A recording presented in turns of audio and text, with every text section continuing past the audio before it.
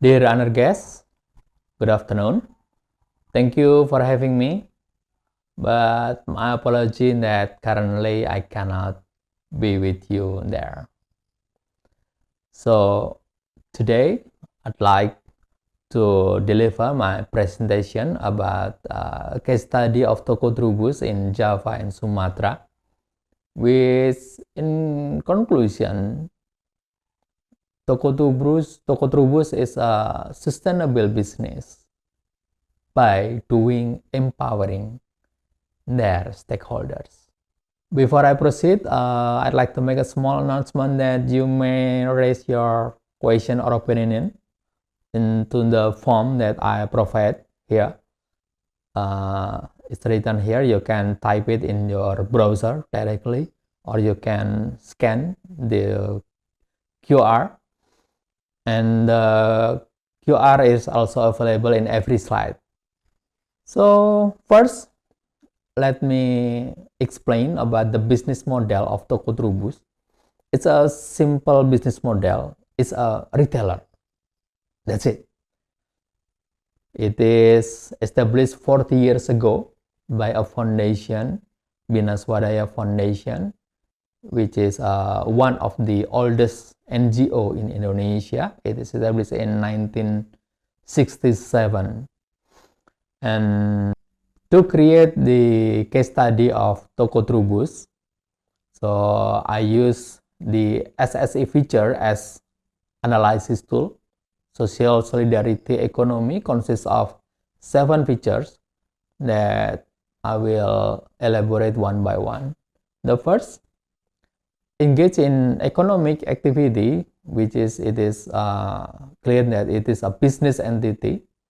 And the second feature, primacy of people over profit. It can be seen that TokoTrubus plays both jointly profit and environmental intermission. I can explain it later in the stories in the following. And more than half of their profit is allocated to the shareholder, which is an NGO or CSO. So we can conclude that from this condition, that TokoTrubus is a business entity dedicated to provide a social movement. The third feature is contribution to the decent work, that TokoTrubus assists and empower individual supplier, and as I mentioned earlier that 39 of their supplier are come from individual supplier, and their role, although it is 39, but they are very significant in the business because their supply or their product are the main product, like the flagship product of the TokoTrubus. The fourth feature is mutual aid, but not as strong as the previous 3. So in these features, it can be seen that TokoTrubus, by doing reforestation and by doing their actively involved in post disaster recovery, it is their contribution to provide mutual aid to the society and the environment. And the next feature is voluntary cooperation, and unlike COPE or foundation, so the voluntarily is not there. Although they have a rigid and hierarchical structure, they put democratic governance in the daily work. So there is a main room there that they put a big table where all the manager do their paperwork in that table together, no cubicle. And also they use that big table also for meeting with staff. So actually the staff can come in freely to discuss or to say anything to the management. And basically because of the management encourage everyone to participate even in a strategic decision. And the last feature of SSE, autonomy and independence, it is very weak in TokoTrubus because they obliged to comply to a law of limited liability company. So they are a company and they have many strict rules according to the law. And from this assessment, we can see that TokoTrubus is very SSE to the outside, but the SSE is faint in the inside. Let me explain in the stories. First, they are building inclusive communities, and this is embedded process in TokoTrubus, not a project, not ad hoc. As I mentioned earlier, that the individual supplier play an important role, very important role. Here in the photo is Mr. Suhono on the left, and years ago,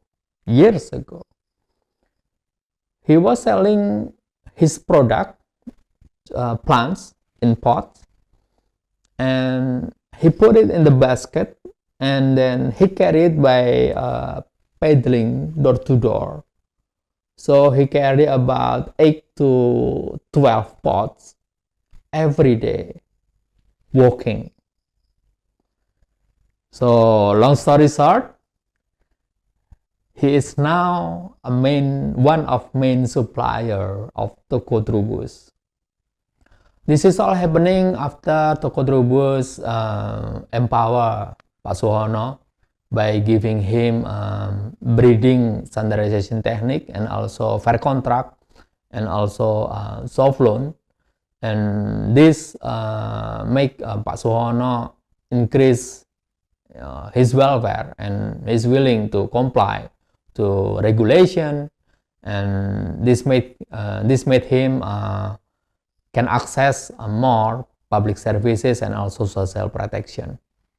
And Pak Suhono is only one of many suppliers in TokoTrubus, and some supplier they have been partnering with TokoTrubus for more than 30 years. The second story is about how TokoTrubus is pivoting their positioning.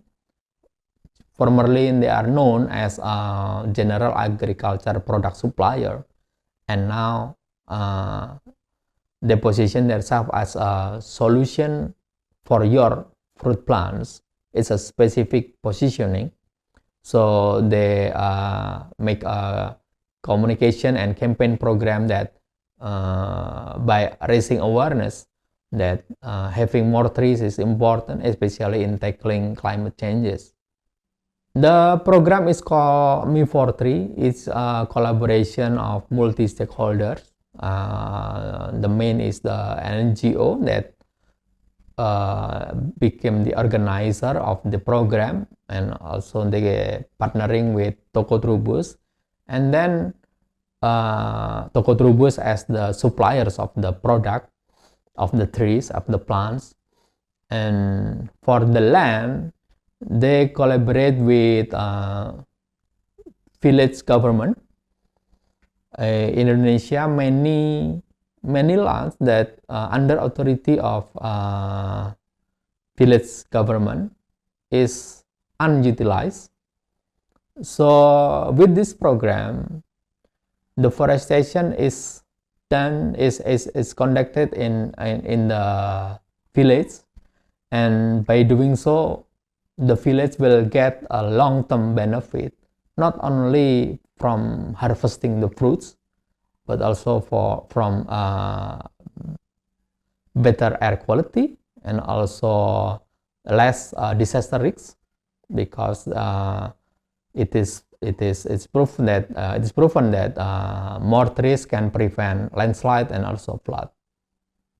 The third insight is not so satisfying as the first two, So TokoTrubus has a delayed innovation, due to limited financial resources.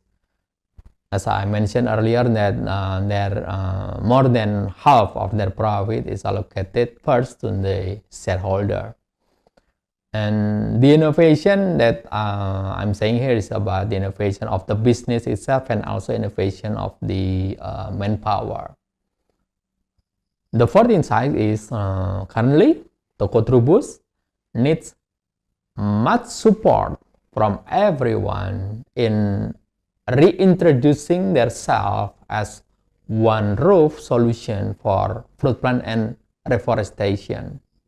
This reintroduction is critical to expand their market, expand their outlet, and of course to increase their sales, which in result, all of them will make TokoTrubus become a stronger, sustainable business.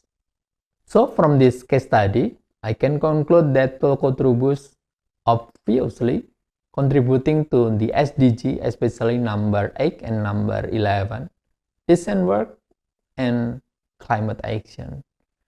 While empowering their stakeholder, they create the decent work, and the product that they deliver will contribute to the climate action. I will end my presentation now. Thank you.